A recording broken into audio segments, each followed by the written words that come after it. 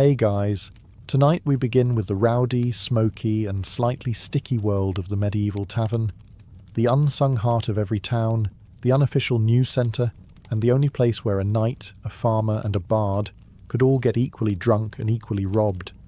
It wasn't just a place to drink, it was a place where danger, laughter and disease mingled freely beneath a thatched roof.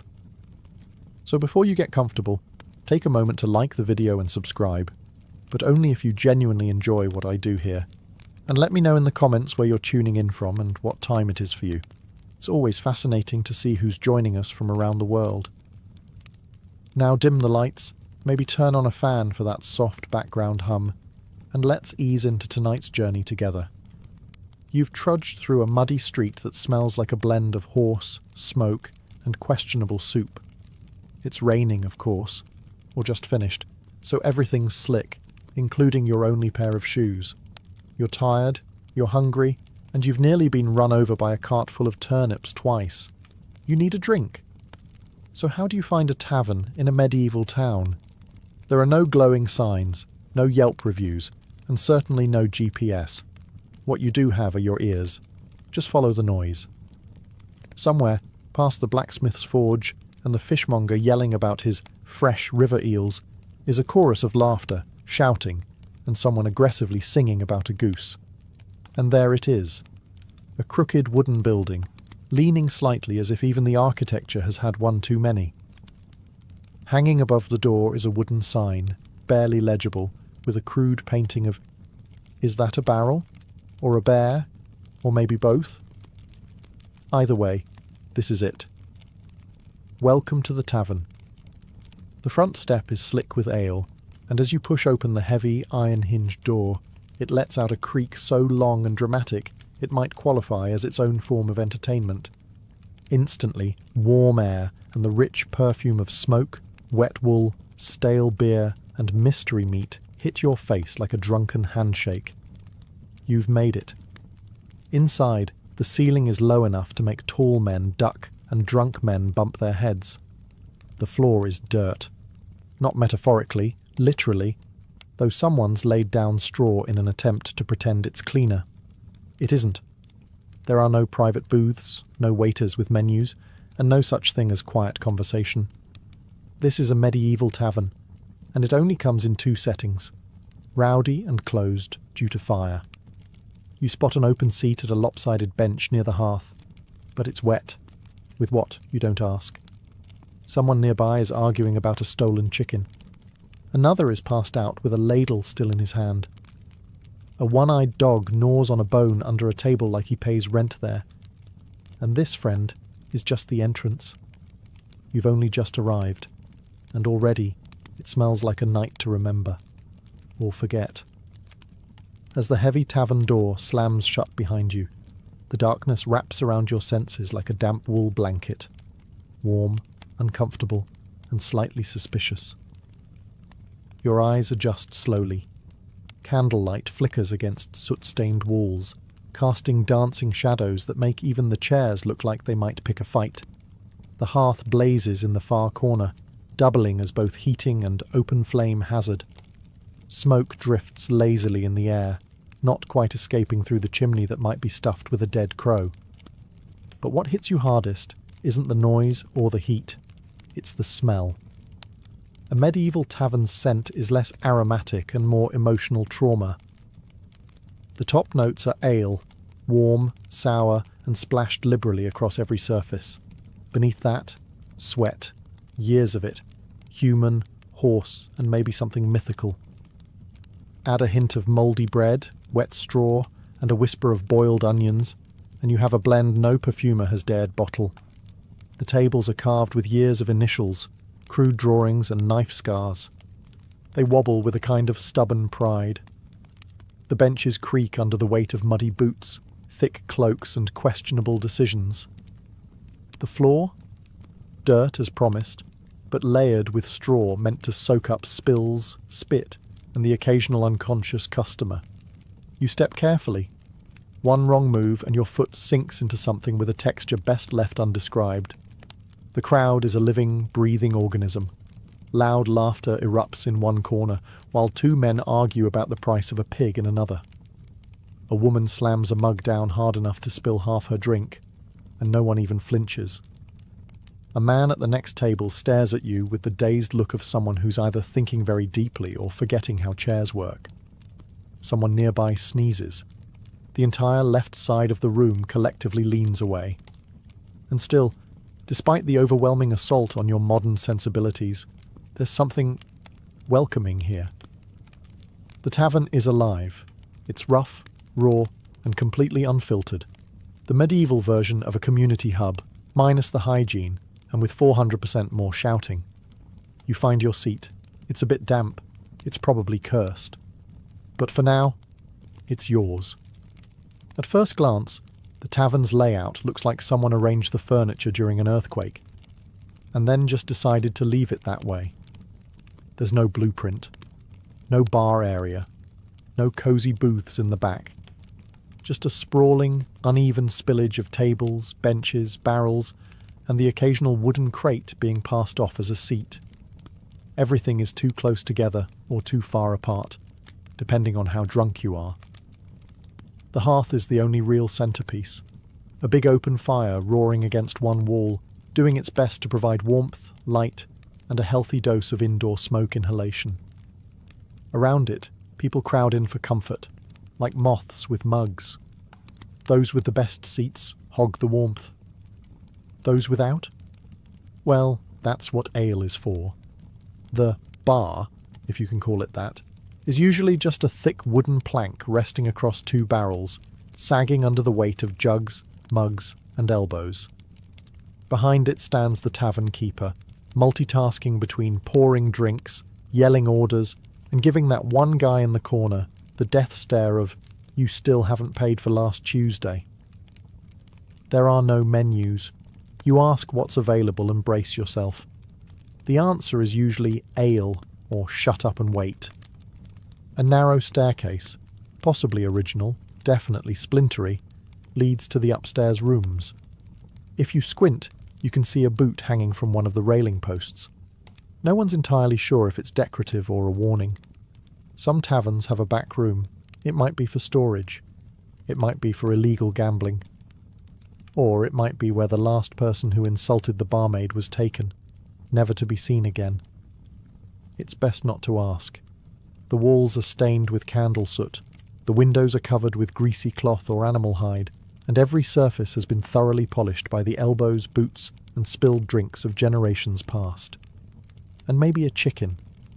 Somehow, despite the chaos, or because of it, it works. Everyone knows where to go, how to sit, when to shout, and when to duck. It's not organised, but it is alive. Every medieval tavern has a ruler, and it's not the local lord or the tax collector. It's the tavern keeper. They may not wear a crown, but don't be fooled. This person runs the show. Equal parts chef, server, accountant, babysitter, and executioner of barroom justice. The tavern keeper is a one-person institution, and they take no nonsense.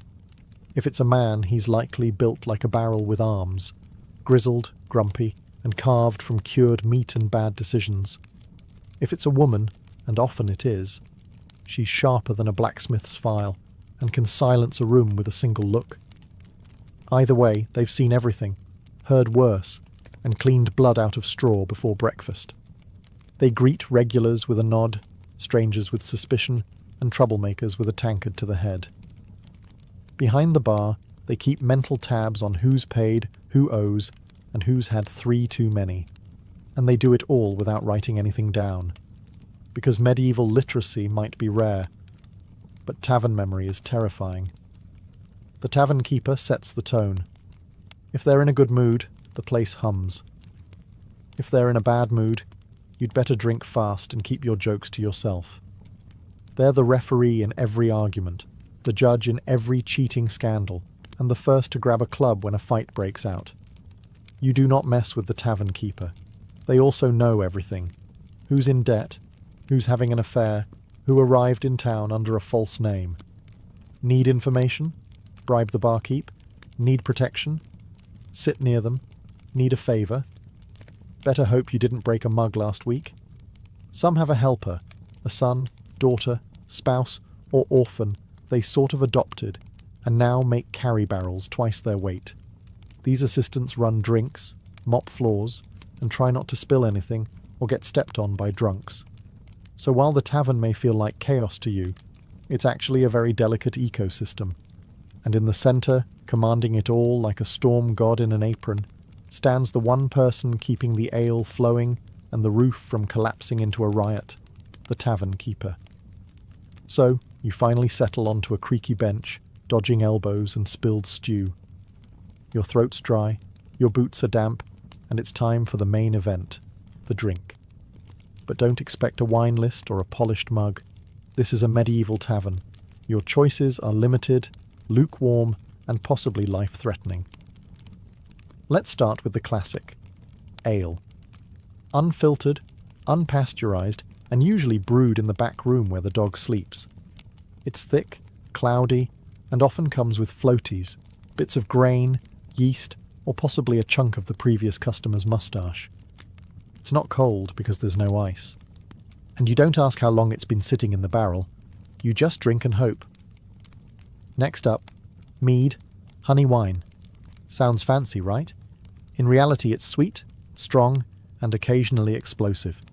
If the tavern keeper made it themselves, it might be delicious, or it might taste like regret and bee venom. It's usually served to nobles, wedding guests, or that one bard who insists on being paid in gold or mead. Then there's cider, made from apples that were either freshly picked or dropped on the ground 3 weeks ago. Sharp, tangy, and served in cracked mugs that may double as soup bowls by morning. It's the drink of choice in orchard-rich regions, or for those who want something just alcoholic enough to forget the smell of the man sitting beside them. Wine? Technically, yes.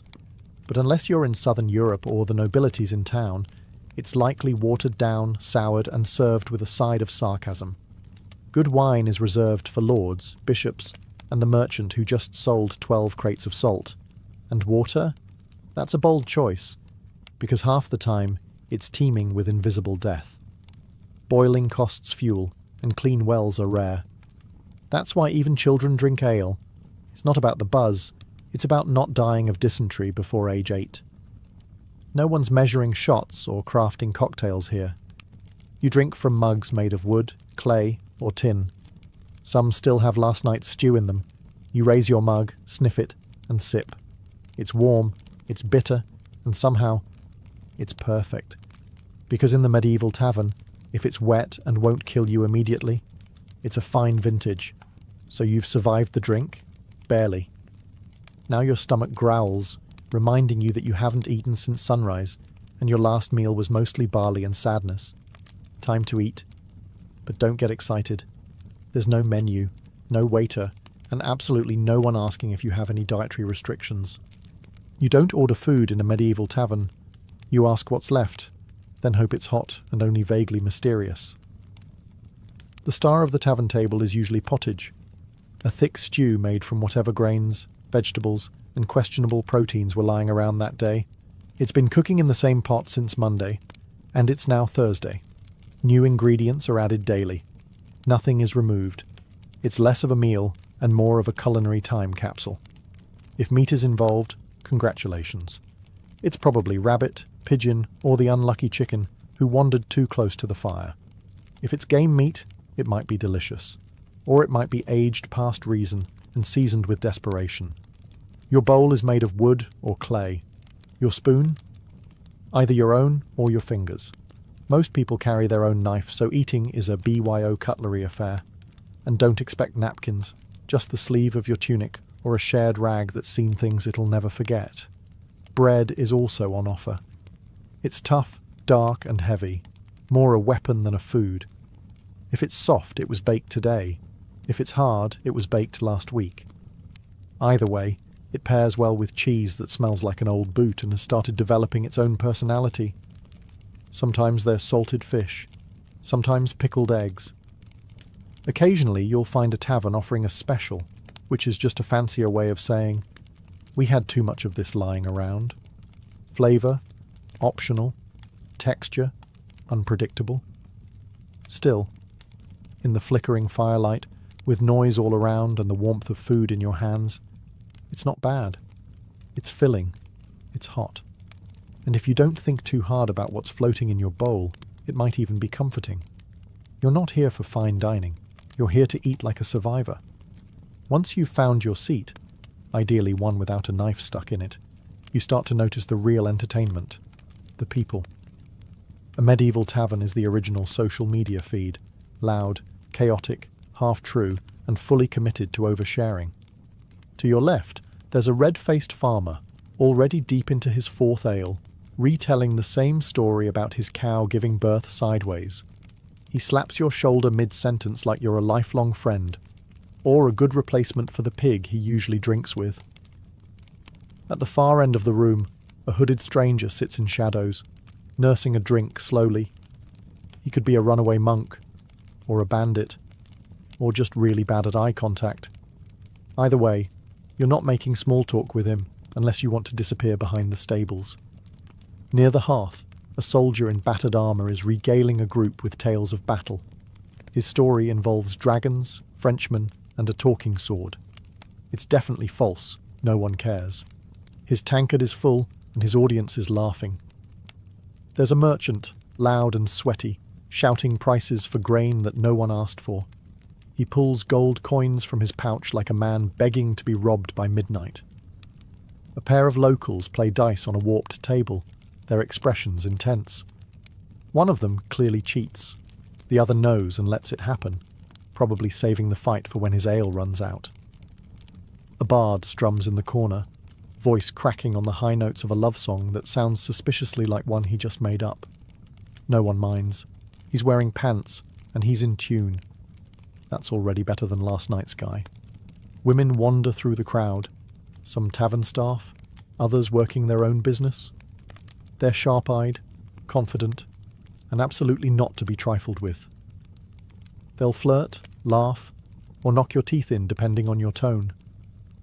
Children occasionally dart between legs, swiping leftover bread or coin. No one stops them. It's just part of the rhythm. Everyone is watching, drinking, plotting, and pretending not to notice the man slumped under the table. This tavern isn't just a place to eat and drink. It's a living, breathing performance. And tonight, you're part of the cast. Forget lutes and ballads for a moment. The real soundtrack of a medieval tavern isn't a song, it's a symphony of chaos. It begins with the clink of mugs, dozens of them slamming against wood in celebration, negotiation, or drunken misfire. Some clang cheerfully, others shatter completely.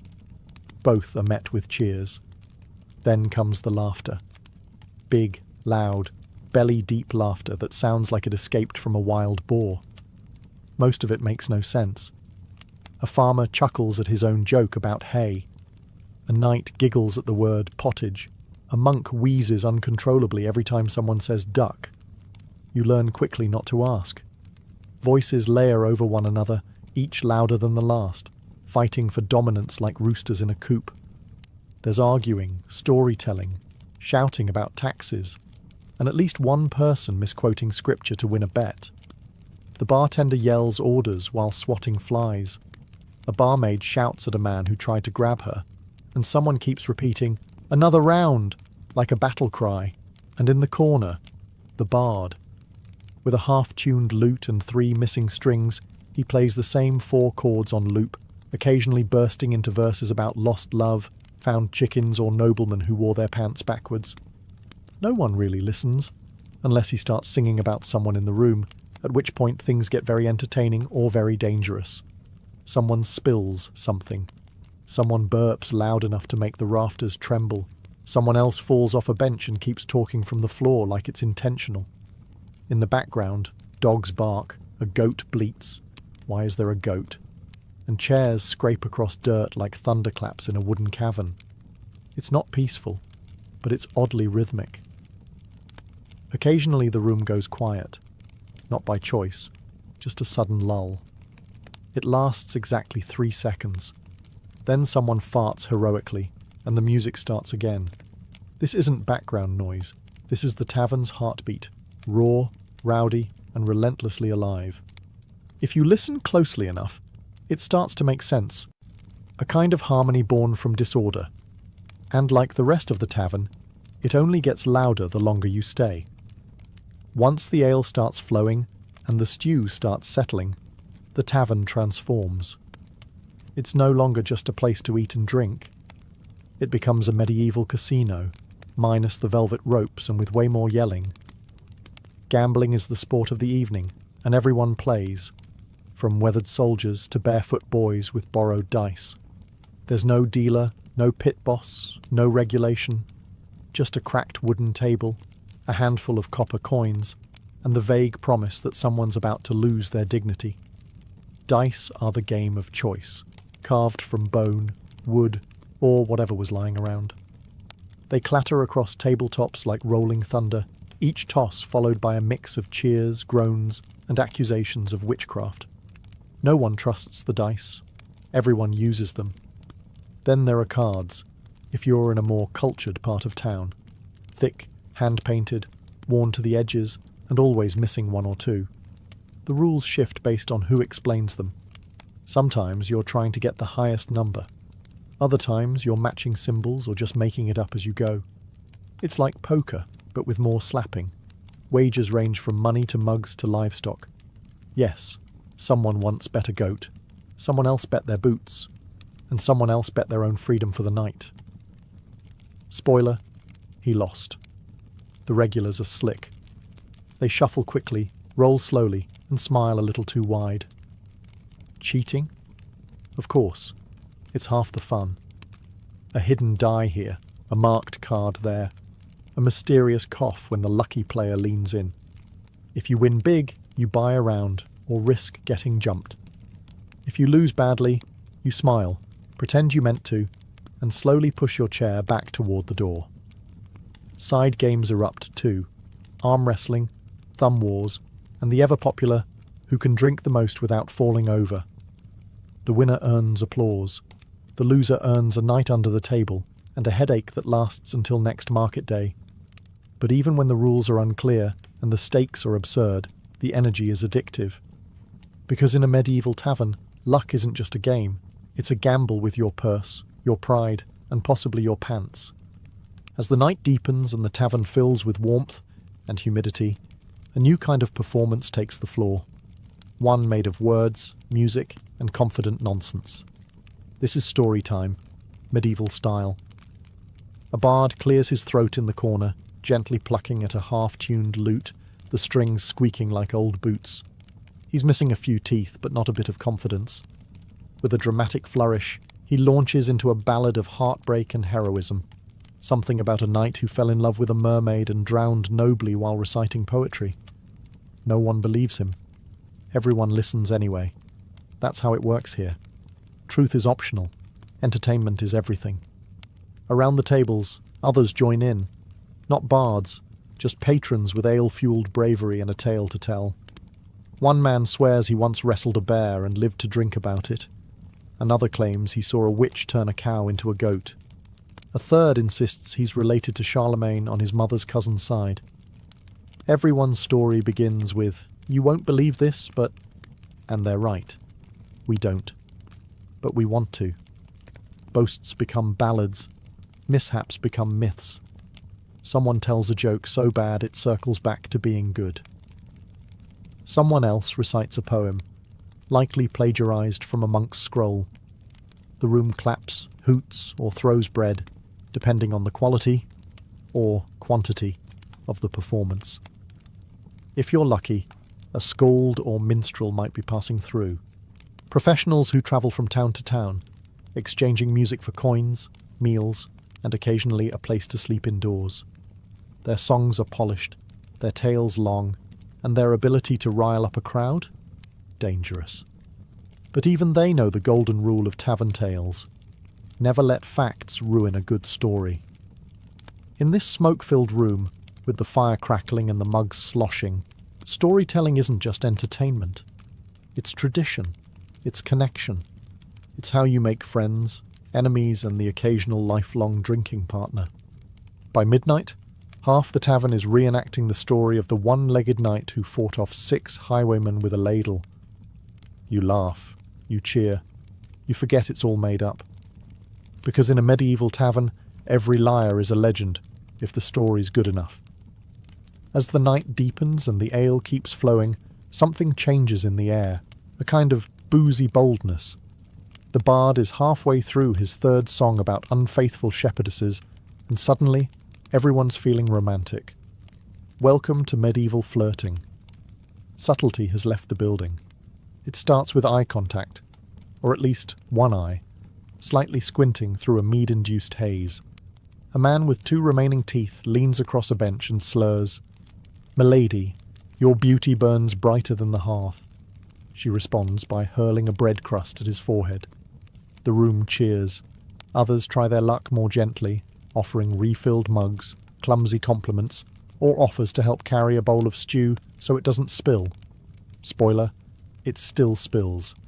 If you're a woman in the tavern, staff, guest, or travelling merchant, you're likely used to fending off at least 3 would-be poets, 2 arm wrestlers, and 1 man who tries to impress you by balancing a knife on his nose. Sometimes it works. Usually, it ends with a black eye or an empty purse. For those actually seeking companionship, taverns offer more than just flirting. Courtesans work the room with practiced ease, knowing who has coin, who has charm, and who will pass out before making it to the stairs. Transactions are discreet, but the implications are loud. Jealous lovers? Oh yes. Nothing sparks a tavern fight faster than a stolen glance, a wandering hand, or a husband catching his wife laughing a little too hard at the bard's joke about bishops. Tables are overturned, mugs are weaponized, a bench gets broken in half, again. And yet, somewhere in the middle of all this chaos, genuine sparks fly. A shy baker's daughter and a travelling stonemason laugh over shared stew. 2 drunk farmers bond over a mutual hatred of turnips. A monk accidentally flirts with a nun. Love, or something like it, survives in even the rowdiest corners. Because in the medieval tavern, romance is equal parts charm, chance, and not falling face first into your bowl mid-sentence. You might win a heart, you might earn a slap. Either way, you're going to remember it, or at least hear about it the next morning. It was bound to happen. Maybe someone spilled a drink. Maybe someone accused someone else of cheating at dice. Maybe 2 people claimed the same bench and neither backed down. Or maybe someone said something about someone else's mother, goat or soup. Doesn't really matter. Suddenly it's on. The tavern, once a blur of music and mugs, turns on a dime. A stool flies. A tankard crashes to the floor. Someone yells, "Hold my bread!" and launches themselves over a bench with all the grace of a drunk catapult. No one is surprised. In fact, most people don't even stop drinking. A bar fight in the Middle Ages isn't rare, it's expected. It's practically a feature. And while it sounds terrifying, it's usually more comedic than deadly. People swing wildly, miss, trip, and land in someone's dinner. Hair is pulled, beards are grabbed, shirts are torn. The tavern keeper roars like a battlefield general while holding a ladle in one hand and a club in the other. Occasionally someone joins the fight with no idea why. They just saw action and leapt in, fists first. Others place informal bets, cheer, or slide their mugs out of splash range. Weapons? Rare. Most folks know better. Pulling a blade in a tavern can turn a casual brawl into a full-blown tavern legend, and no one wants to be banned from the only place that serves hot food and warm ale. Eventually, someone hits the floor and stays there. Someone else stumbles into a wall and decides that's as good a place as any to sit and rethink their life. The fight burns out like a tavern candle, suddenly and without ceremony. And here's the strange part. Once it's over, it's over. The fighters are separated, mugs are refilled, someone starts a song, and within 10 minutes, everyone is laughing again, including the guy with the bleeding nose.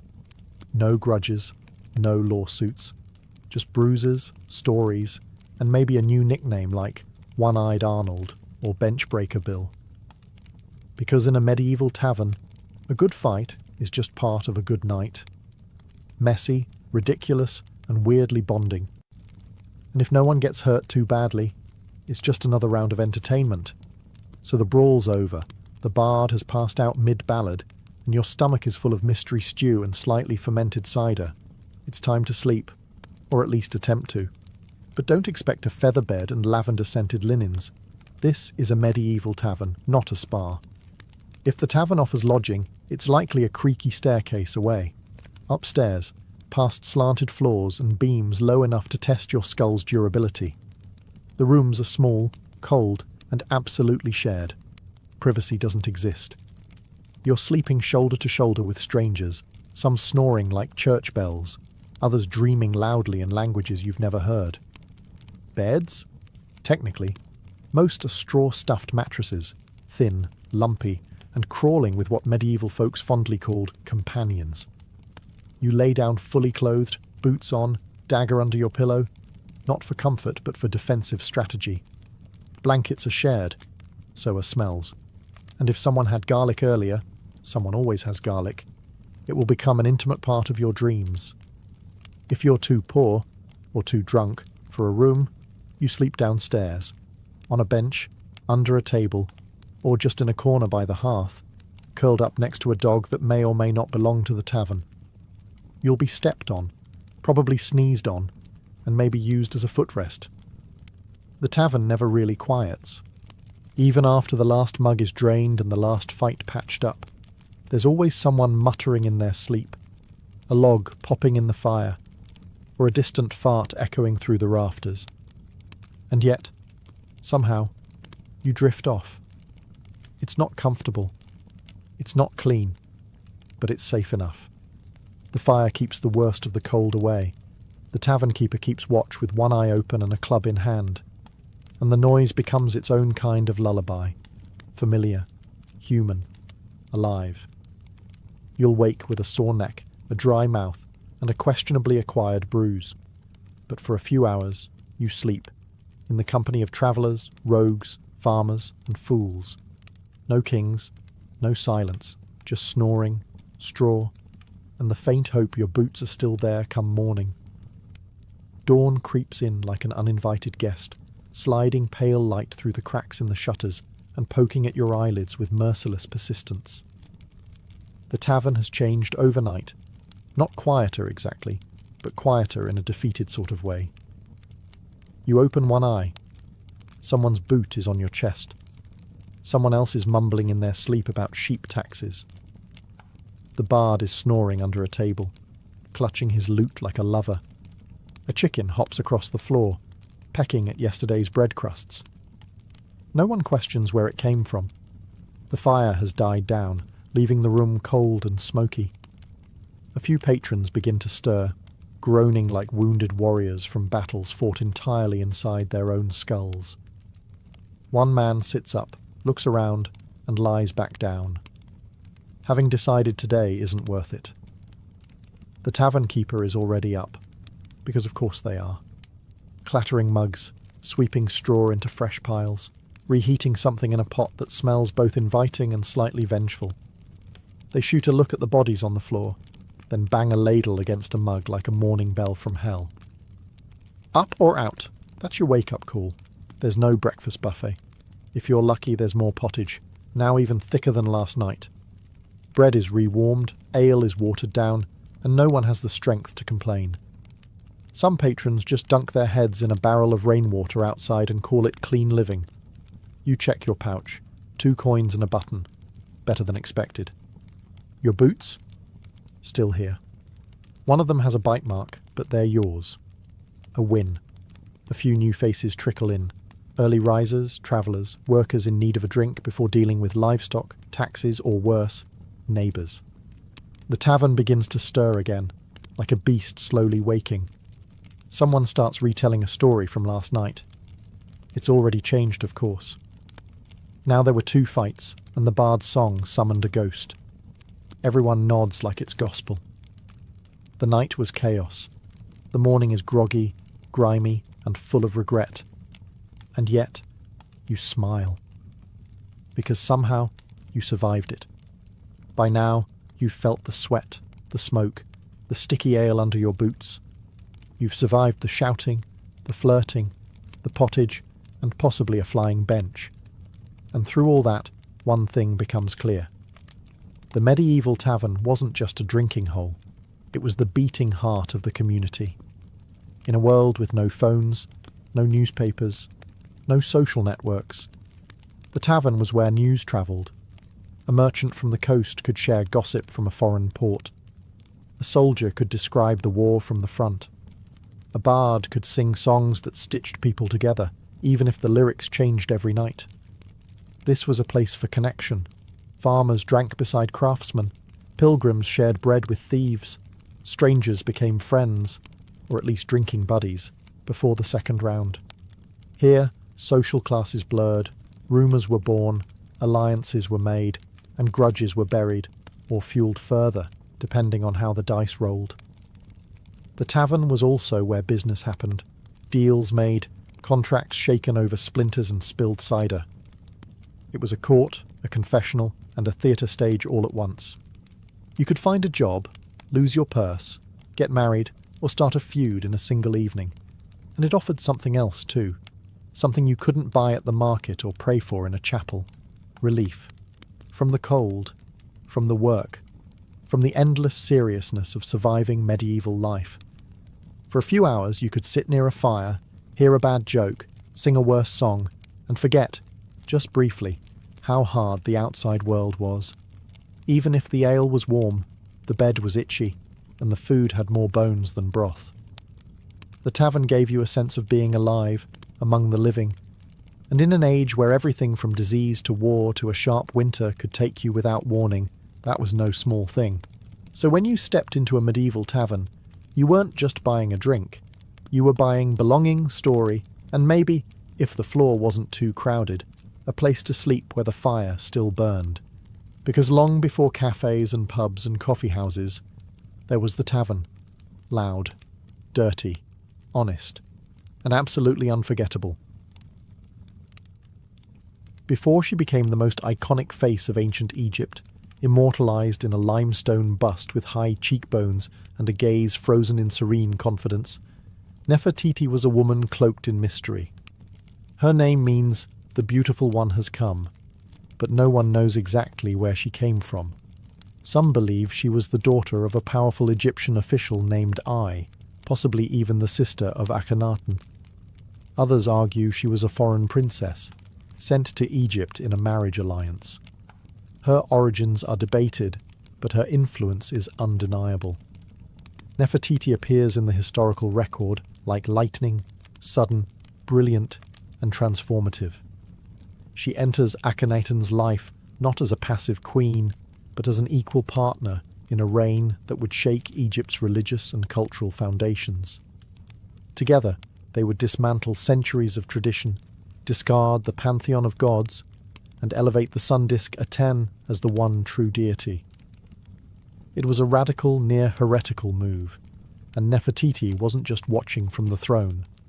She was leading ceremonies, making offerings, even depicted in art-smiting enemies, a role typically reserved for male pharaohs. Unlike other queens who were relegated to the background, Nefertiti was ever present. She appears in more artwork from the period than even Akhenaten himself.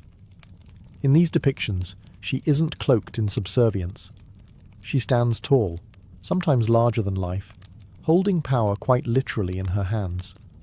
And in a society where pharaohs were divine, her proximity to Akhenaten, both spiritually and politically, suggested something more.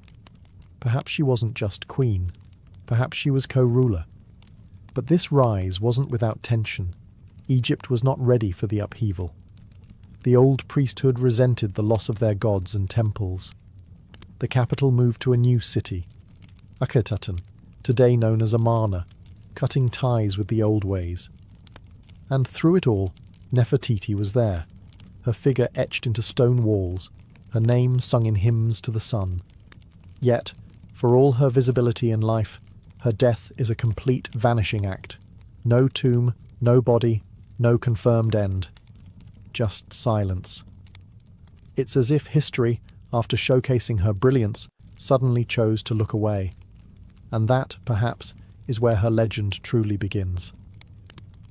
To understand Nefertiti's rise, you must first meet the man who changed everything, Pharaoh Akhenaten.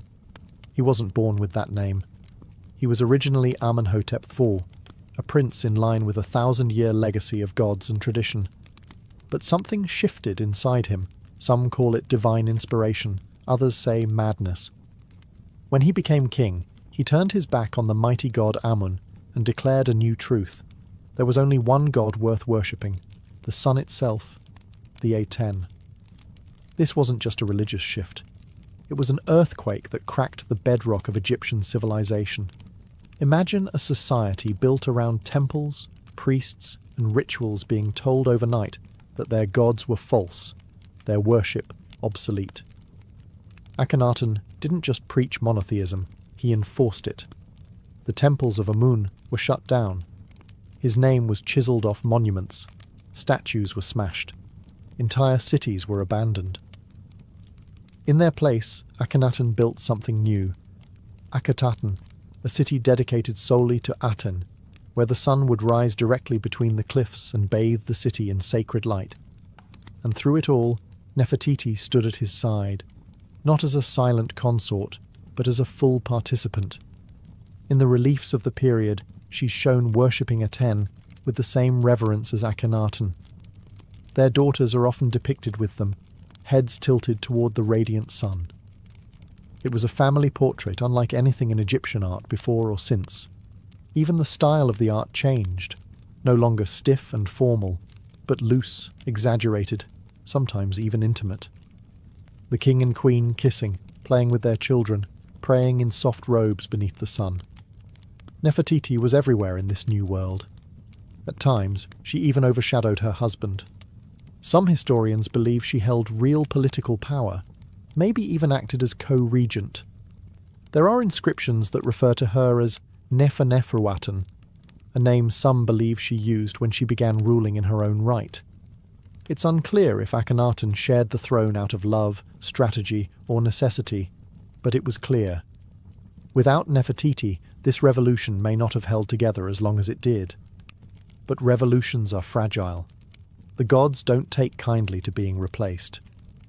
And the people? They were quietly watching, waiting for the old order to return. By the height of her influence, Nefertiti had become more than a queen. She had become an icon, not just of beauty, but of divine femininity and royal power. Egypt had seen great queens before, Ahmose Nefertari, Hatshepsut, but Nefertiti's presence felt different. She wasn't ruling from the shadows or taking power through war. She was reshaping the spiritual and cultural fabric of Egypt beside her husband, in real time, as a living goddess. She bore Akhenaten 6 daughters, Meritaten, Meketaten, Ankhesenpaten, and others, all of whom were frequently depicted in family scenes beneath the rays of Aten. Curiously, no sons were ever confirmed. In a kingdom obsessed with lineage, this was both a political problem and a historical mystery. Was it fate, or was something else at play?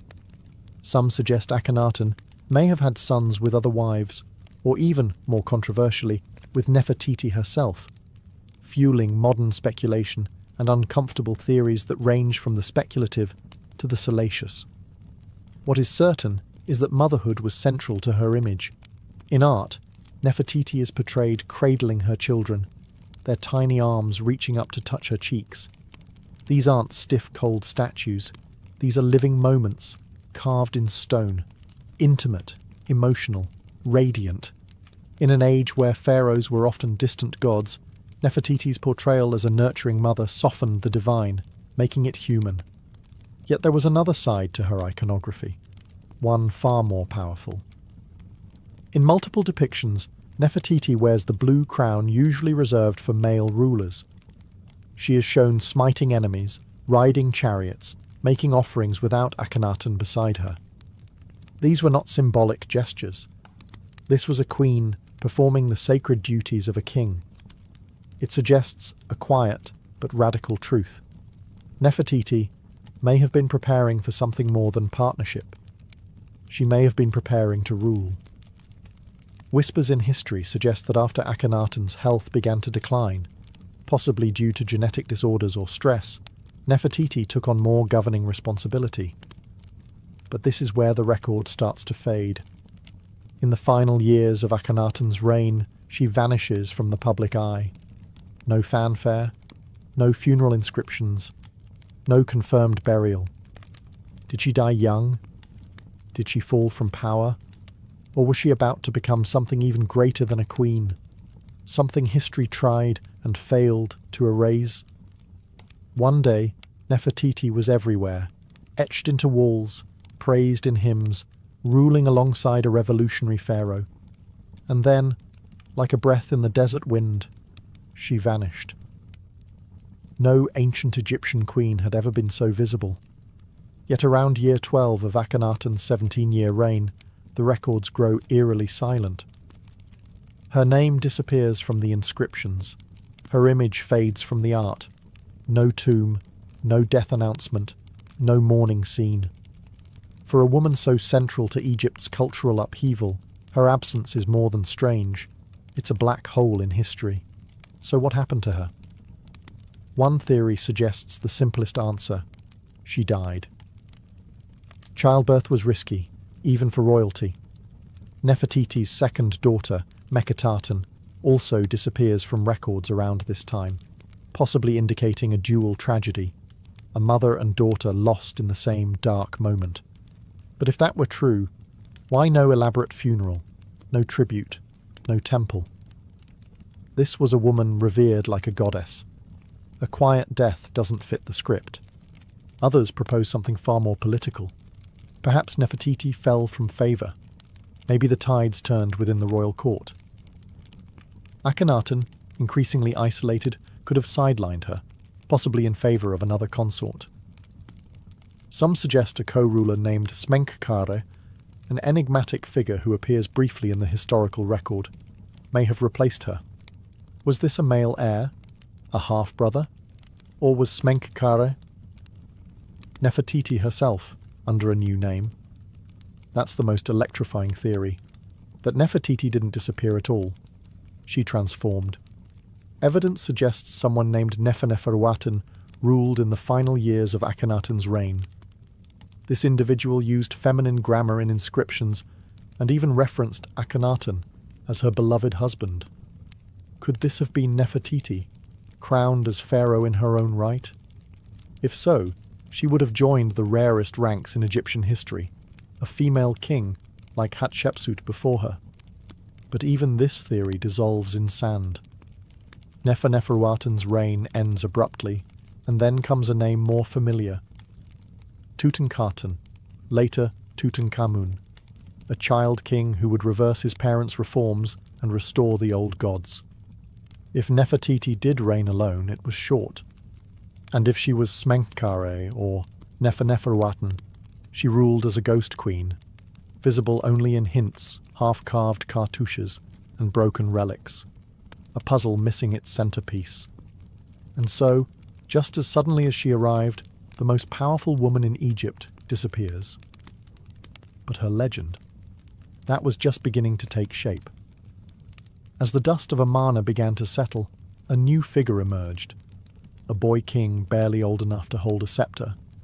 His name was Tutankhaten, later changed to Tutankhamun, and he would become the most famous pharaoh in the world, not for what he did in life, but for the treasures found in his untouched tomb. But what matters here is this: who was his mother? The historical records are frustratingly silent. His father was almost certainly Akhenaten. But the identity of his mother remains shrouded in confusion. Some scholars argue that Nefertiti was his stepmother. Others speculate she may have been his biological mother, pointing to art and timing that seems to place him as a young child during her final public appearances. If Nefertiti truly bore Tutankhamun, it would make sense. His early reign was clearly guided by someone with a steady hand, and his decisions to reverse his father's religious revolution may not have been entirely his own. And that's where the intrigue deepens. Who was steering the ship during Tutankhamun's fragile reign? The boy king was only about 9 when he took the throne. A child can't restore a religious empire alone. Someone was behind the scenes. Someone experienced in court politics, religion, and public symbolism. Could it have been Nefertiti, ruling from the shadows? Or was it the high priest Ai, her possible father? Or perhaps both, working together to erase the chaos of Amarna and return Egypt to its old gods? One of the more compelling pieces of evidence comes from a golden shrine found in Tutankhamun's tomb. It shows a woman anointing the young king, a woman with features eerily similar to Nefertiti. If that was her, it means she may not have vanished at all, but stayed at the heart of power in a more discreet form. Still, without a named tomb, without a confirmed mummy, we are left with only fragments. If she did guide Tutankhamun, her fingerprints are everywhere, but her name is gone, scrubbed from temples, left out of king lists, as though someone tried to erase the memory of a woman who once ruled like a god. And yet, the irony is rich. Tutankhamun's fame would resurrect her image, because in searching for his story, the world stumbled upon hers. For someone who stood at the center of Egypt's most radical era, queen, priestess, possible pharaoh, Nefertiti left behind no confirmed tomb. Not a single monument bears her death rites, no sarcophagus, no funerary mask, no inscription whispering her final words to the gods. It's as though she evaporated. This absence has haunted Egyptologists for over a century. In a culture obsessed with the afterlife, where every noble was embalmed, mummified, and buried with instructions for the soul's journey, how could one of the most powerful women in Egyptian history be lost? Theories abound. One possibility is that she was buried hastily and without ceremony in the waning years of the Amarna period. Perhaps her radical legacy made her dangerous in the eyes of the new regime. Her tomb may have been dismantled, her name defaced, part of the sweeping effort to erase the memory of Akhenaten's heresy. After all, the return to traditional gods was swift, and vengeance in stone-cut hieroglyphs was common. Another, more tantalizing theory suggests her tomb was never truly lost. It was simply misidentified or still hidden. Some researchers propose that she lies within the Valley of the Kings itself, concealed behind the walls of Tutankhamun's tomb. In 2015, radar scans of KV-62, the famed tomb of King Tut, indicated possible hidden chambers. Was Nefertiti buried just inches away, sealed off and forgotten beneath layers of history and gold? That idea captured the world's imagination. A queen sleeping just beyond reach. Egyptologists held their breath, but further scans yielded inconclusive results. Excavations slowed, funding dried up, and once again Nefertiti retreated into myth. Yet her absence is loud. We have her images, dozens, perhaps hundreds, her likeness captured in stone and pigment. Her bust, now in Berlin, still gazes with unfathomable grace across museum glass, as if she knows something we don't, as if she's waiting. Every year, new digs continue in Amarna and the valley. Every year, whispers stir. Could a sealed chamber finally give up her secrets? Could a cartouche in forgotten sand spell her true name? Or is she destined to remain the eternal riddle, an unfinished sentence in the story of Egypt? If history buried her, it didn't succeed for long, because the search for Nefertiti never truly stopped. It only deepened. If her tomb was never found, and her body never identified, why do we still remember Nefertiti? The answer sits behind museum glass, beneath soft lights in Berlin's Neues Museum. A painted limestone sculpture that has captivated the world since its rediscovery in 1912. The bust of Nefertiti. She gazes forward with poise and serenity, her long neck graceful, her blue crown distinct, and her features so refined they almost feel modern. One eye is unfinished, perhaps left that way intentionally, or perhaps a forgotten detail during the workshop's final days. Yet, even incomplete, she is timeless, unforgettable. The bust was discovered by German archaeologist Ludwig Borchardt in the ruins of the sculptor Thutmose's studio at Amarna. When he brushed away the dust and revealed her face, he knew instantly what he had found. In his diary he wrote, "No use describing it, you have to see it." And once the world did, Nefertiti became not just a historical figure, but a global symbol of beauty, of power, of ancient enigma. But even her bust is not without controversy.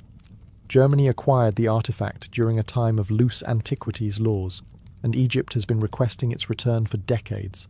To the Egyptians, she belongs home, in the land whose sun once touched her skin, where she stood beneath Aten's rays. But Germany has refused. They claim her fragility makes her unsafe to travel. Others say it's about prestige. Nefertiti brings in crowds. She is, after all, their Mona Lisa. Still, her presence, wherever she may be, has changed how the world sees ancient women. She wasn't just a passive beauty. Her bust captures something regal, assertive, almost challenging. She looks like someone who held secrets, made decisions, changed the course of empires. And she did. It's remarkable how a single sculpture, delicate and silent, can resurrect someone lost to time. We may never find her tomb. We may never know how she died. But through this bust, Nefertiti achieved something extraordinary. She became immortal not in gold, but in human memory. The face may be still, but the story it tells, that continues to speak, louder than ever, across the centuries. Nefertiti's story lives somewhere between stone and silence, between what we know and what we want to believe. Few figures in ancient history have inspired such relentless fascination and such profound mystery. She is a paradox, one of the most documented women of her time, and yet still largely unknowable. Over the centuries, she's been imagined as many things. To some, she was a goddess in human form, the living embodiment of divine beauty. To others, she was a political mastermind, the force behind the throne, perhaps even the throne itself. Some have portrayed her as a romantic figure, tragically lost in the sands of revolution. Others paint her as ambitious, even ruthless, navigating a collapsing empire with elegance and calculation. But what do we truly know? We know she was more than a royal wife. Her imagery rivals that of kings. Her presence during religious rites, royal ceremonies, and even scenes of battle reveals a woman not just beside power, but wielding it. In a patriarchal world, she carved out her own space, not through rebellion, but through presence, through poise, through sheer command of the visual and spiritual language of her time. We know she was central to one of history's boldest religious shifts. While Akhenaten may have envisioned the monotheistic sun cult, it was Nefertiti who embodied it. She was the human face of a divine ideal, the bridge between the Aten above and the people below. She didn't just serve the gods. She was their image. And we know that after her disappearance, her memory was nearly erased. The backlash against Akhenaten's regime swept her name into oblivion. Her statues were smashed. Her inscriptions were defaced. Her role in history intentionally buried. Yet here we are, 3,000 years later, still whispering her name. Why? Because myth has a way of surviving where facts cannot. Because when a woman becomes both an icon and an enigma, she slips into a space where time can't reach her. Because sometimes the questions echo louder than the answers. And maybe, just maybe, that's exactly how Nefertiti wanted it. To be remembered, not explained. To be admired, not contained. To live forever, not as a woman of one tomb, but as a queen of endless speculation. More than 3 millennia have passed since Nefertiti last walked beneath Egypt's sun, yet her shadow still stretches across our world, etched in museum glass, whispered through academic halls, splashed across the pages of novels and screens of documentaries. Unlike most historical figures, she hasn't faded into the past. If anything, she grows larger with time. There's something irresistible about her, not just the beauty. We've seen beauty before. It's the mystery. The deliberate blank spaces in her biography feel like a challenge, a taunt, as if she's daring us to try and understand her, knowing full well we never truly will. And in that way, she's become something more than historical. She's become archetypal. Every generation reinterprets Nefertiti in its own image. In the early 20th century, she was an exotic queen, mysterious and submissive. In the feminist wave, she became a symbol of female power, an ancient ruler lost to patriarchal erasure. In modern media, she's a style icon, an African queen, a political player, even a possible pharaoh. She has lived 1,000 second lives, not through facts, but through imagination. But maybe that's the most fitting afterlife of all. In ancient Egypt, immortality wasn't just about mummification, it was about memory. If your name was spoken, your image seen, your story retold, you lived on. You could travel the field of reeds, dine with the gods, exist beyond death. Nefertiti, whether by design or by chance, has achieved that. Her name is spoken across continents. Her face is one of the most recognized in human history. Her story, though fractured, still commands attention. So in a way, her greatest legacy wasn't carved into a tomb or sealed beneath desert stone. It was this: enduring curiosity. She left behind a perfect mystery, a life half seen, half erased, and wholly unforgettable. And perhaps that was her final act of power, not just to rule an empire, not just to shape religion or raise royal daughters, but to become timeless. Nefertiti, the beautiful one who has come, never truly left. She remains here, in our questions, our wonder, and our need to remember the women history tried to forget. She lives not in gold or glory, but in the eternal act of being searched for. And what is more immortal than that? China, where the clouds hang low and the wind hums through bamboo groves, a dragon lies coiled. But it is no myth, no fire-breathing beast of legend. This dragon is made of earth and stone, carved by centuries of calloused hands and patient vision. It is the Longji rice terraces, known to locals as the dragon's backbone, and its curves ripple across the mountainside like scales, shimmering with water, rice, and ancient pride. From a distance, the terraces resemble a sleeping creature. Hills ripple with rhythmic precision, each layer rising and falling like the sinew of a living form. But step closer, and you'll find something even more alive. Water flows in soft whispers along carefully dug channels. Seedlings flutter in the breeze, and at dawn, the morning mist drapes the landscape like breath rising from the dragon's nostrils. These terraces weren't built in haste. Their story began over 700 years ago, when the Zhuang and Yao people, ethnic minorities with deep ties to the mountains, chose to tame the slopes rather than abandon them. Flat land was scarce. Machinery was non-existent. And so they looked to the mountain and asked a simple question: how do we feed ourselves here? The answer took generations.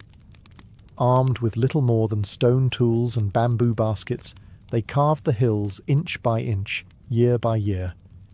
With each level built, they not only shaped the land, they taught it to breathe with them. Rainfall became resource, slope became sustenance.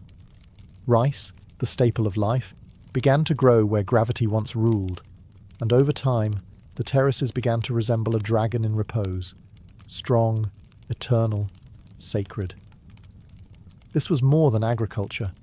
It was harmony, a silent pact between humans and nature. No part of the mountain was wasted, and no part was forced to bend violently.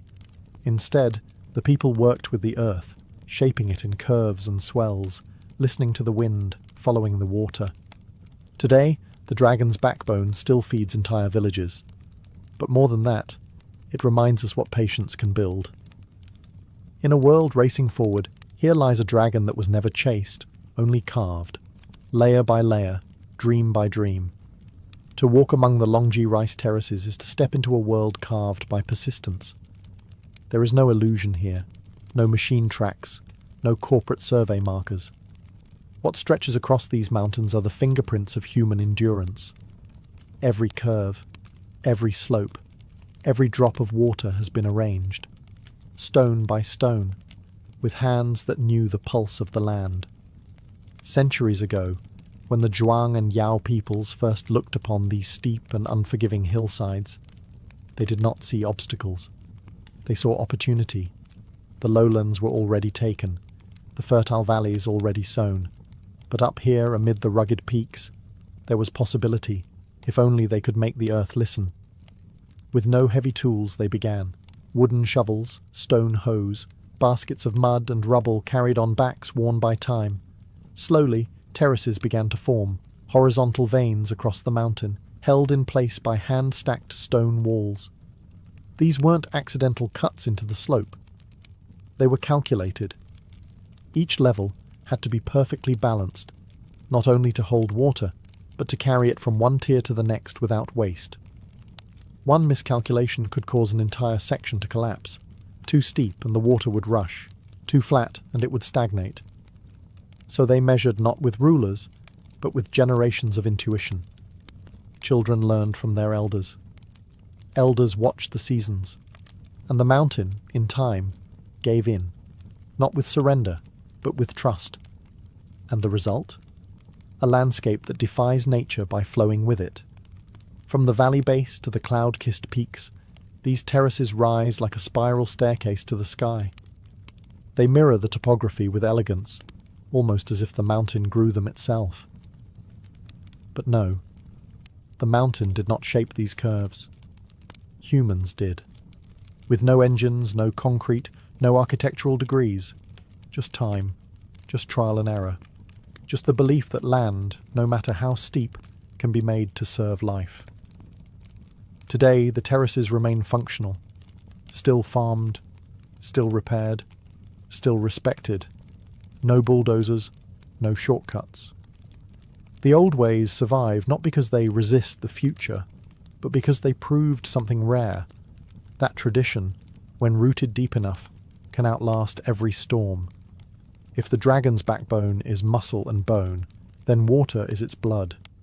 It flows quietly, without pumps or engines, tracing ancient channels that slip from mountaintop springs into every terrace below.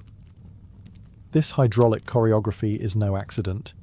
It is the secret life of the terraces, the reason they've endured for centuries. At the top of the mountain, rainwater and natural springs are caught in narrow ditches and earthen canals. From there, gravity becomes the farmer's silent ally.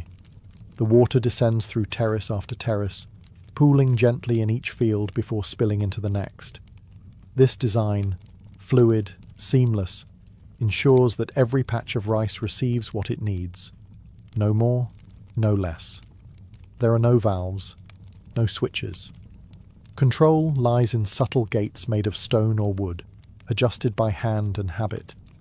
If one terrace overflows, it could flood the next. If one leaks, a drought may follow. And so the villagers, guardians of this delicate system, walk the ridges daily, checking, adjusting, listening to the sound of flow. It's less like farming, more like playing an instrument. One wrong note, and the whole song is off. But the water does more than feed rice. It mirrors the sky. In spring, when the terraces are first flooded, the paddies turn to glass. They reflect the clouds, the sun, even the stars on a clear night. Visitors often describe the sight as surreal, like the mountain has become a living mirror, reflecting both heaven and earth. Then comes summer. The water thickens with stalks of green. The reflection fades, replaced by movement, rippling rice plants swaying in the wind like an emerald sea. In autumn, the water glistens through the gold of ripened grain, and in winter, when farming ceases, snow and frost replace the flowing current. The dragon sleeps, but the channels remain, quiet veins awaiting spring. Time moves differently here, not by hours, but by moisture, by the first trickle of mountain thaw, by the sound of frogs returning, by the scent of wet soil. In a world that measures time in seconds, The people of Longji still measure it in seasons and drops, and so the dragon lives, not in fire and flight, but in ripples of water, pulsing gently through a living masterpiece of stone and soil. Spring in the Longji Mountains begins not with blossoms but with water. As the snow melts in the higher peaks, streams trickle downward, breathing life into the waiting terraces. The mirror-like paddies are ready. The dragon stirs, and the people prepare for the ritual that ties them to every generation before them, planting the first seed. There is no grand announcement, only quiet movement. Farmers, young and old, rise with the mist. They walk barefoot along the narrow ridges, straw hats low over their eyes, baskets balanced on their backs. The air is thick with the scent of soaked soil and mountain wind. The paddies, flooded just days earlier, now shimmer like polished jade. This is not a task for machines. It never has been. Each rice seedling, grown in nursery beds, is transplanted by hand, one by one, line by line. The workers step into the cold water and press the tender stalks into the mud with gentle fingers. It's a rhythm that feels almost sacred. Back bent, arm out, hand press, repeat. All day, sometimes for weeks. Children follow, splashing in the shallows, mimicking their elders.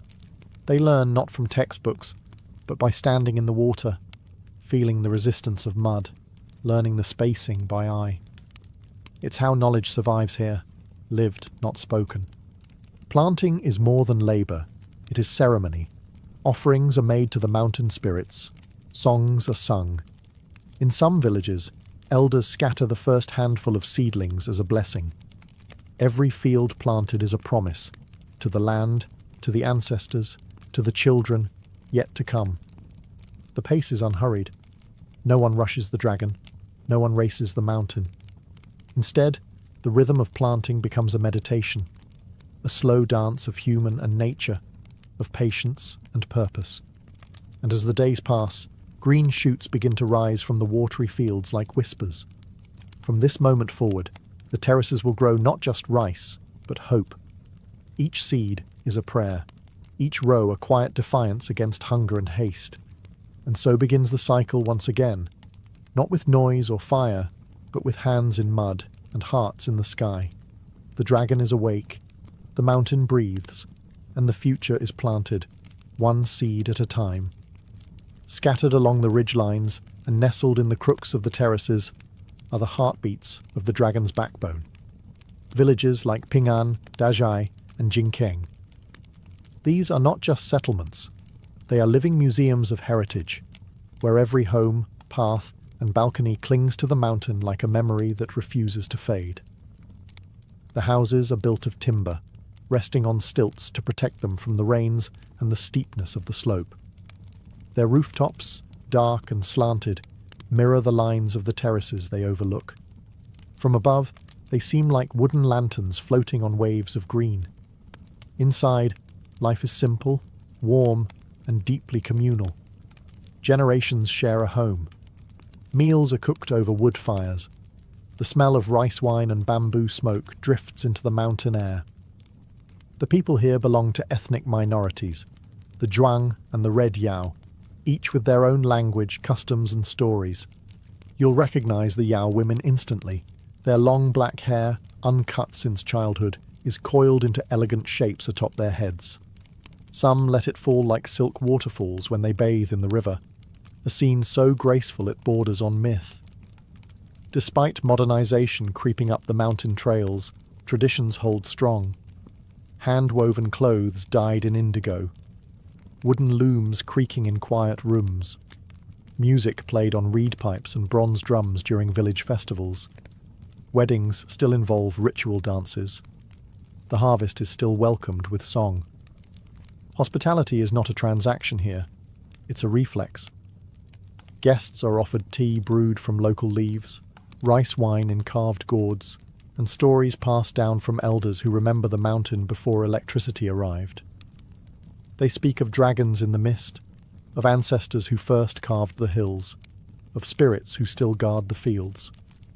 And though tourism now brings visitors from every corner of the world, the rhythm of village life continues, largely undisturbed. The rice still grows. The rituals still mark the seasons. The terraces, like the people, endure, not by resisting change, but by absorbing it slowly, carefully, like water descending one level at a time. Here, within the dragon's coils, life is not rushed. It flows, it echoes, it remembers. To walk the terraces of Longji is to walk through layers of myth. The hills are not just soil and stone. They're alive with stories whispered through bamboo groves and carried on the wind. For the villagers, these mountains are not merely land. They are sacred beings, shaped by gods, guarded by spirits, and inhabited by tales passed from one generation to the next. The most enduring legend speaks of a sleeping dragon whose body stretches across the ridges. Its spine rises in coils, the very terraces themselves.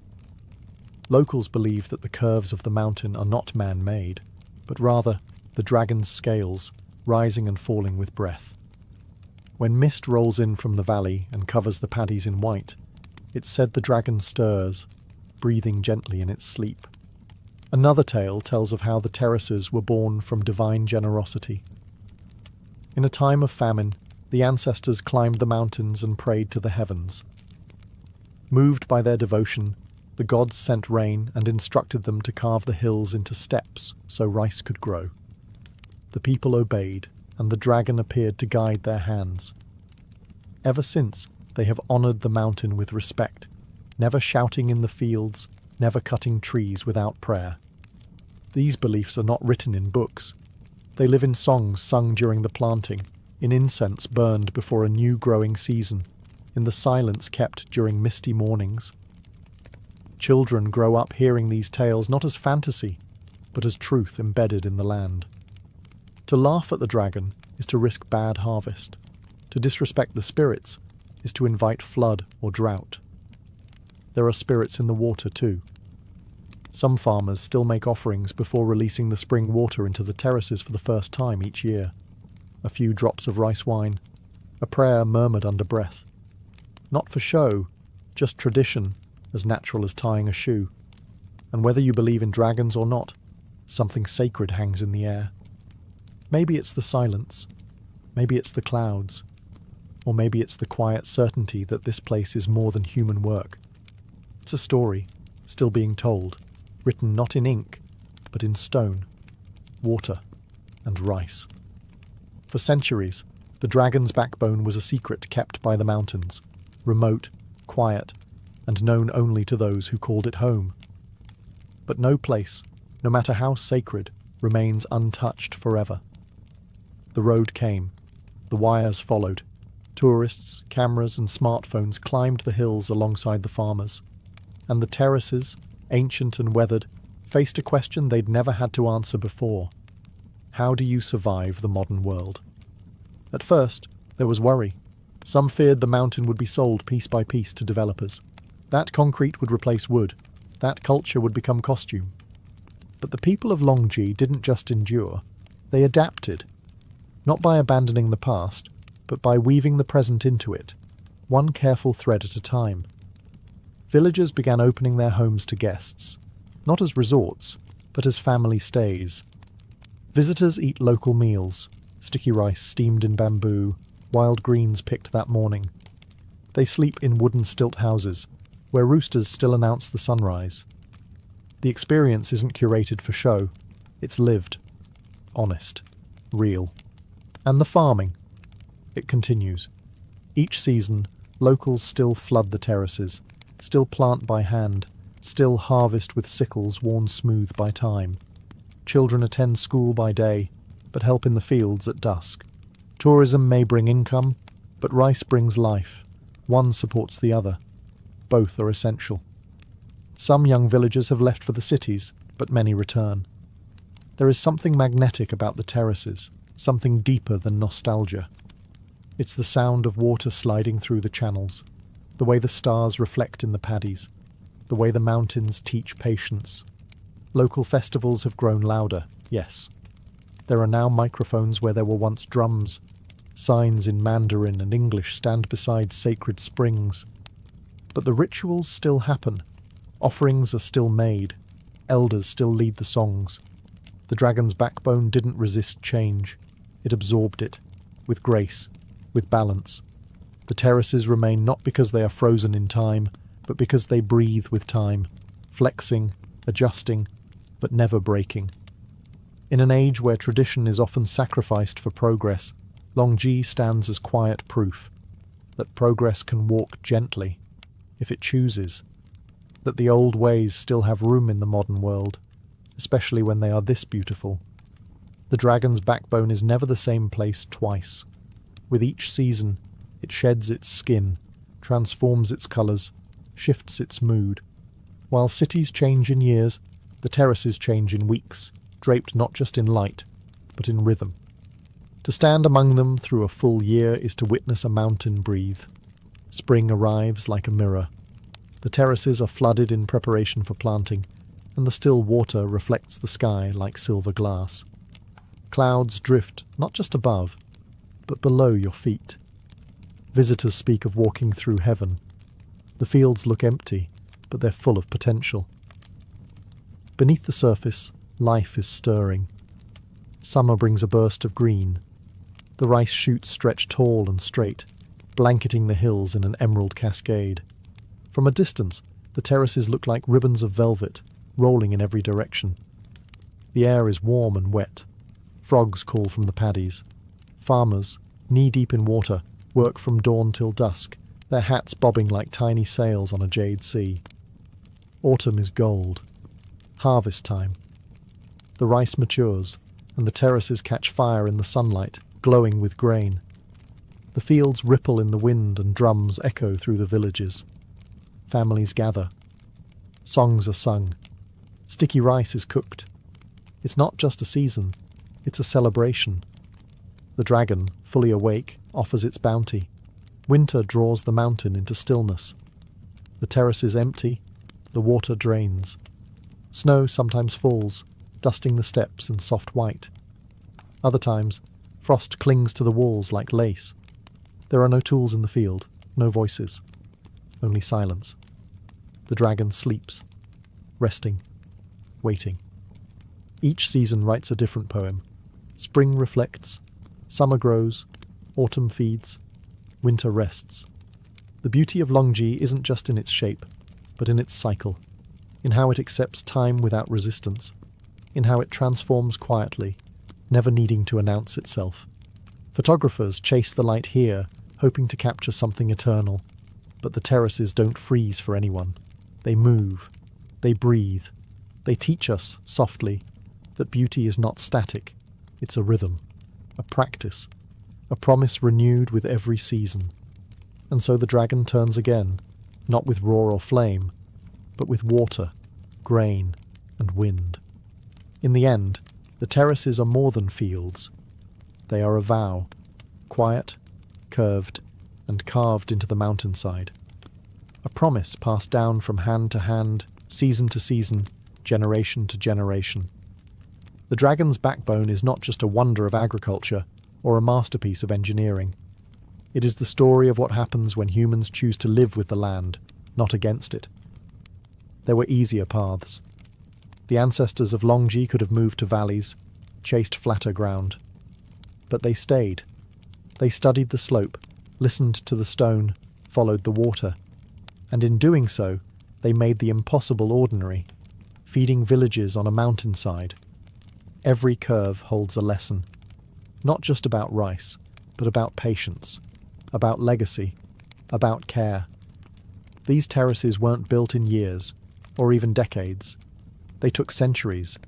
There is no shortcut to harmony, no machine that can replicate the knowledge etched into each stone wall by calloused hands and quiet persistence. And yet nothing about them is frozen. The terraces are alive. They evolve. They bend with the weather, with the needs of the people, with the shape of the world. That's their secret. They were never rigid. They were always fluid. Even now, as the modern world climbs the hills with its signals and screens, the terraces remain grounded. They change. but they do not vanish, because their roots are not just in soil. They are in story, in ritual, in the simple, enduring act of planting a seed and trusting the sky. To walk the dragon's backbone is to witness a contract between humans and the earth, a contract signed with sweat and sun, renewed with every harvest. It's a reminder that progress does not always mean speed, and that greatness doesn't always roar. Sometimes it murmurs, like a stream slipping over stone. And perhaps that is why the terraces speak to so many, from farmers to travellers to dreamers, because they represent what we've nearly forgotten. That the most lasting things in this world are not built with force, but with rhythm, humility, and time. The dragon sleeps, the people endure, and the mountain remembers. Most visitors to Giza lift their eyes to the sky, drawn to the towering silhouettes of the pyramids and the gaze of the great Sphinx. But few ask what lies beneath, under the sand, under the Nile, under centuries of forgotten currents. For in the quiet shallows near the ancient village of Abu Rawash, just a short distance from the Giza plateau, a strange tale stirs. It speaks of something enormous, eroded and ignored, an underwater sphinx. Local fishermen have whispered of it for generations, a smooth-backed shape that seems too symmetrical to be natural, a feline form, half buried in mud and waterlogged sediment. When the Nile's waters recede during droughts, parts of it emerge. Stone curves, grooves, and what some say is a carved paw, impossibly worn but unmistakably shaped by hands. It doesn't sit among the tourist routes. There are no guideposts, no velvet ropes, no tour buses idling nearby. Just an area thick with reeds, brackish water, and silence.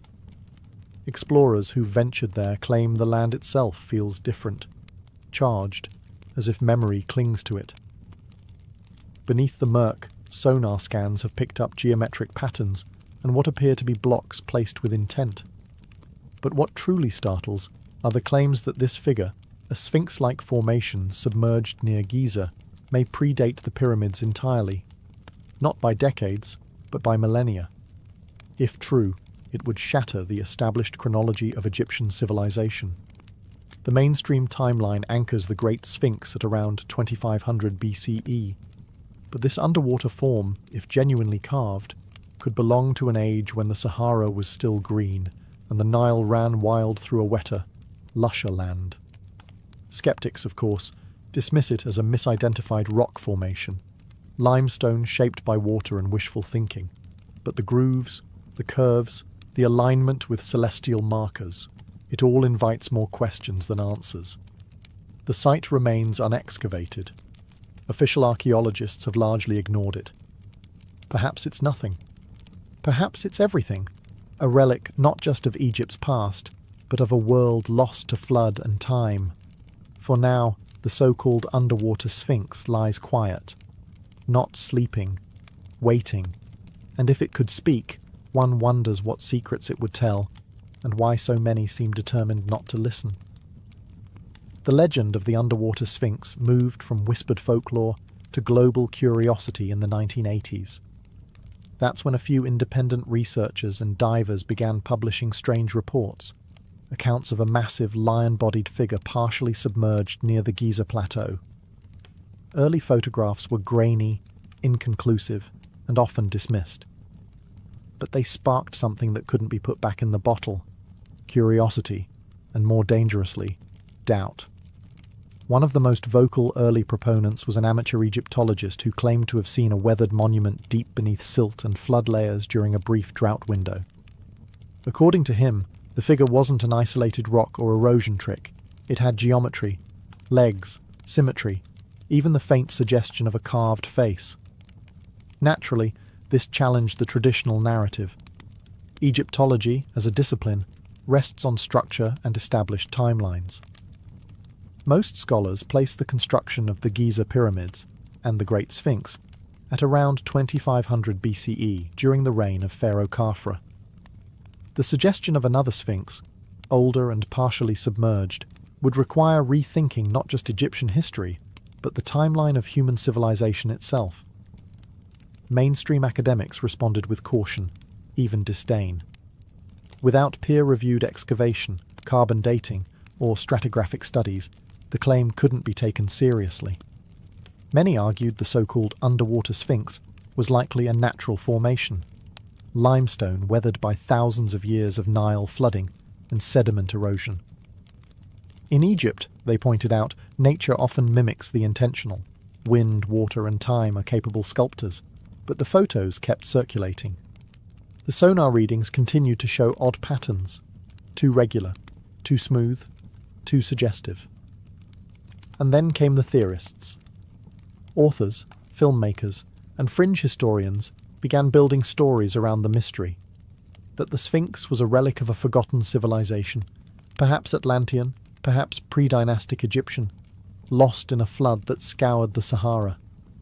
They pointed to water erosion patterns on the original Great Sphinx, argued for lost technologies, and hinted that what lay beneath the Nile might be far older than accepted memory allows. The debate grew louder, but the ground remained still. No official dig was launched, no museum claimed it, and the Sphinx, if that's what it is, remained right where it always had been, buried in silt, caught between myth and mud. The idea that something near Giza might predate the pyramids isn't just provocative, it's revolutionary. If the underwater Sphinx is more than erosion or coincidence, then Egypt's story didn't begin in the 4th dynasty.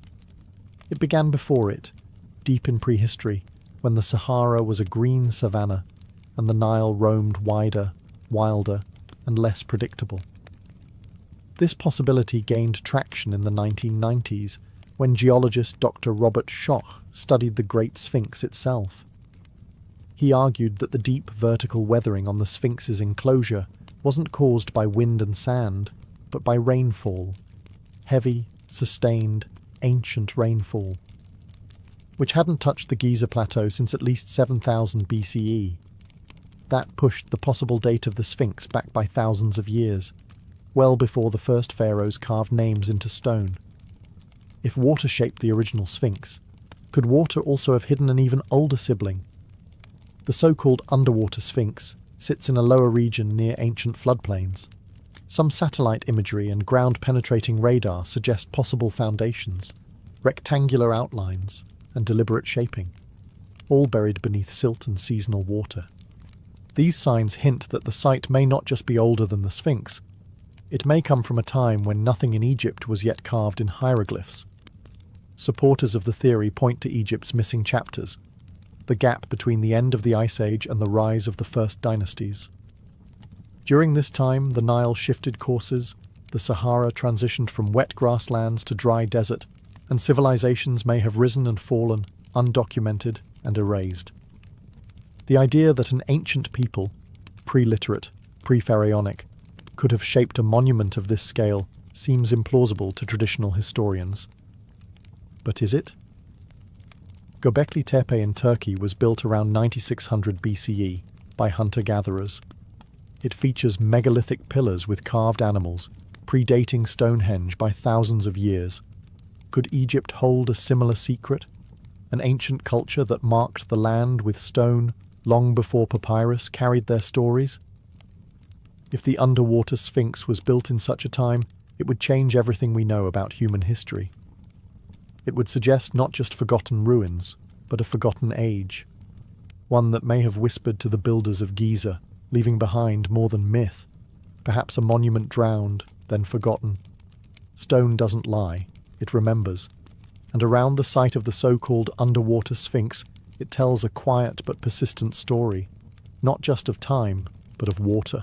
Sediment layers, erosion marks, and flood patterns hint at a history long before the desert became dry, long before the Nile settled into its familiar course, long before the pharaohs carved their names into history. Geologists who have examined photographs and data from the site near Abu Rawash note peculiar erosion marks, smooth, rounded grooves that suggest prolonged exposure to flowing water.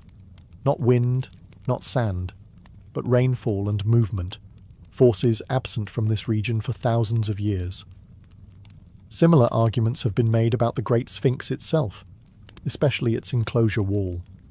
Critics of the standard timeline point out that the deep vertical fissures seen on the Sphinx's surrounding trench don't resemble wind erosion at all. They mimic rainfall, heavy, sustained prehistoric rain. Now, at the possible underwater Sphinx site, we see the same signature, only this time hidden beneath a shallow flood basin. During periods of low Nile flow or excavation, parts of the structure are said to rise into view, lion-like haunches, shoulders, and a foundation that seems too level to be natural.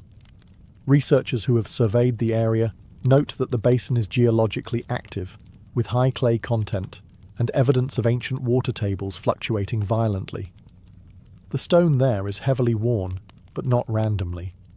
The wear follows the shape of the structure itself, flowing in lines that suggest deliberate carving, then drowning. Some sediment layers around the site date back to the early Holocene, when Egypt was wetter, greener, and prone to massive flooding. If a monument had been carved then, it could have stood for centuries before being swallowed by mud, forgotten by shifting populations, and buried under the Nile's wandering silt. Skeptics argue this is all coincidence, natural formations teased into myth by hopeful eyes. But water doesn't form symmetry. It doesn't carve pores. It doesn't create aligned foundations or echo the geometry of a known sphinx just a few miles away. So the question deepens. If water erased this monument from view, what else has it taken with it? And more urgently, how much of history still lies hidden beneath the surface? If the underwater sphinx is truly there, silent, carved, and ancient, why hasn't it been excavated? Why does it remain beneath layers of mud and silence, passed over by archaeologists, ignored by governments, and left to the currents? The answer, like the artifact itself, lies beneath the surface. Egypt's archaeological institutions are protective, rightfully so. The nation guards its ancient heritage with rigid protocols, strict excavation rules, and an insistence on academic consensus.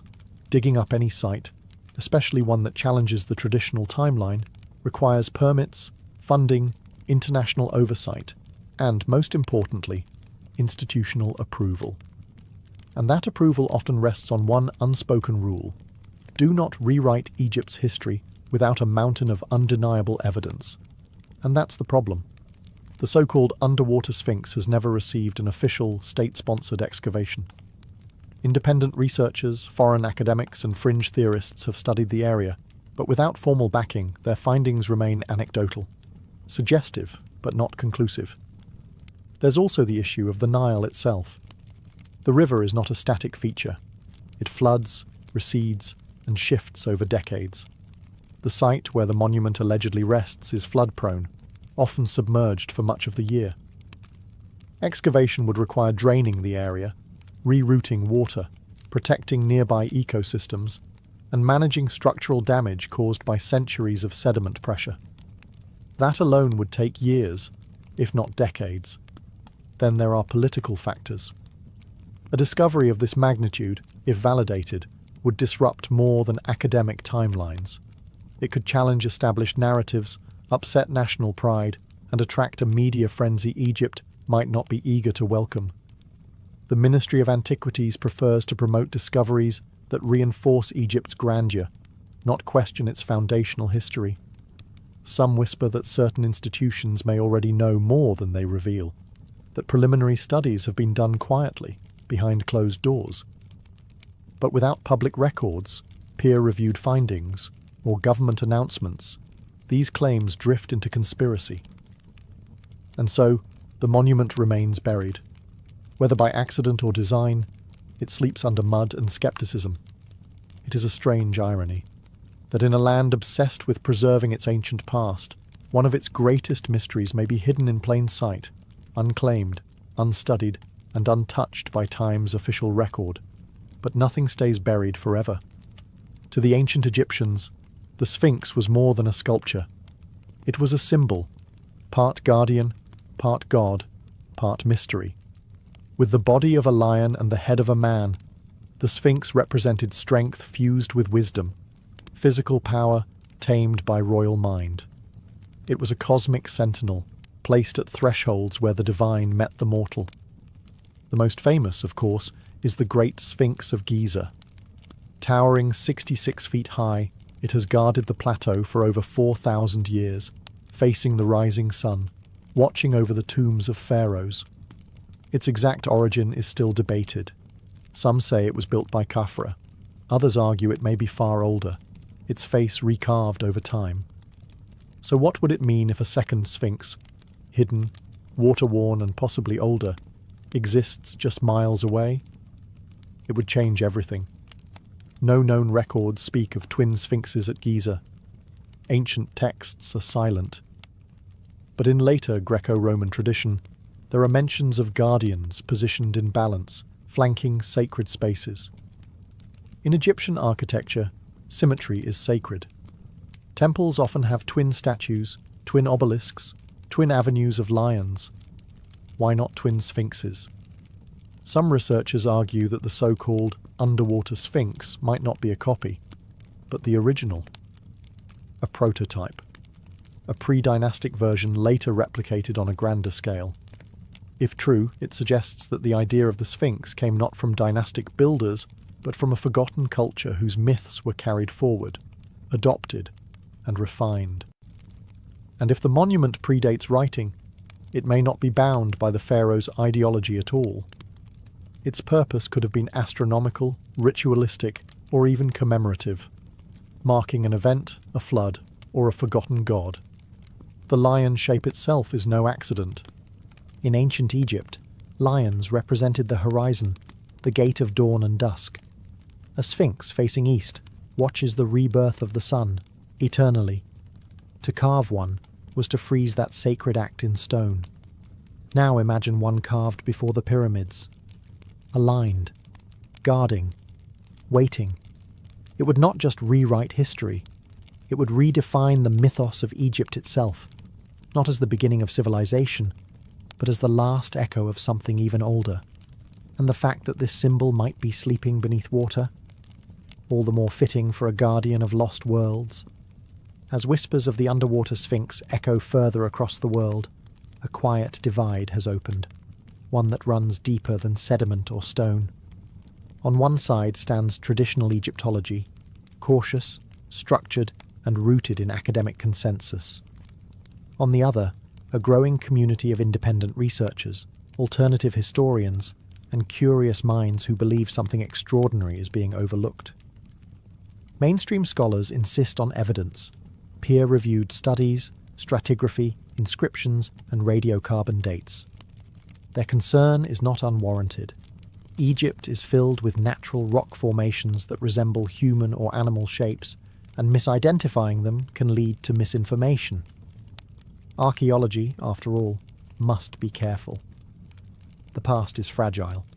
It cannot be rebuilt once broken by careless hands or media hype. But to others, caution has become complacency. Independent investigators, many of them trained scientists or engineers from outside the field, argue that the underwater sphinx and similar anomalies deserve deeper study. They point to high-resolution satellite images that show unnatural symmetry, to LiDAR scans that detect rectangular foundations beneath layers of mud, to erosion patterns that seem shaped not by chaos, but by design. They also question the political motivations behind silence.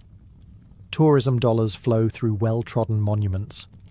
A new sphinx, especially one that threatens the accepted timeline, could disrupt Egypt's narrative and authority. The fear, they suggest, is not of fraud, but of rewriting everything. Books, documentaries, podcasts, and conferences now regularly feature the underwater sphinx. It has become a symbol of hidden history, used as both rallying cry and cautionary tale. Supporters call for open excavation. Detractors warn against pseudoscience.